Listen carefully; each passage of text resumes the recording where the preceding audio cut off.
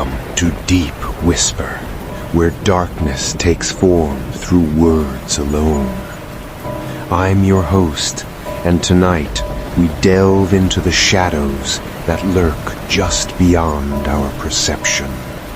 They say that when you're alone in the forest at night, you're never truly alone.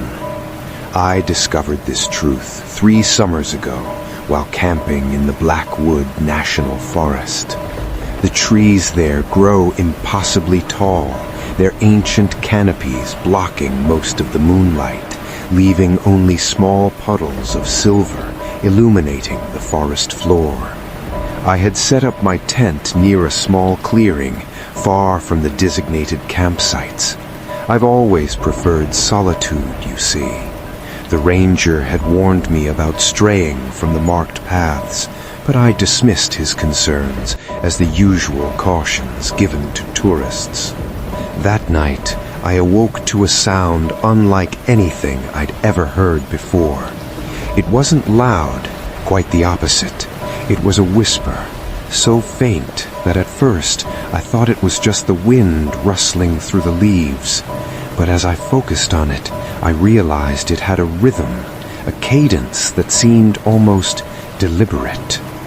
"Listen," it seemed to say. "Listen carefully." I unzipped my tent with trembling fingers and peered outside. The forest was absolutely still.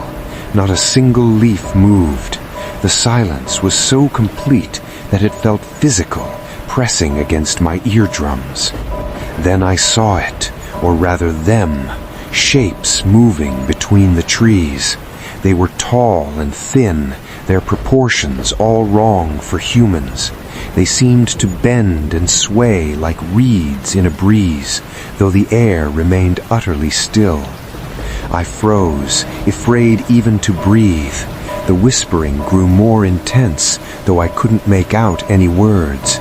It was as if dozens of mouths were speaking at once, their voices layering over each other in a hypnotic pattern. One of the figures turned toward my tent. I couldn't see a face, just a darker void where features should have been. The whispering stopped abruptly, replaced by a single voice that seemed to speak directly into my mind. "We've been waiting for someone who would listen." I don't remember falling asleep after that, but I must have. When I woke the next morning, everything seemed normal. Birds sang overhead, and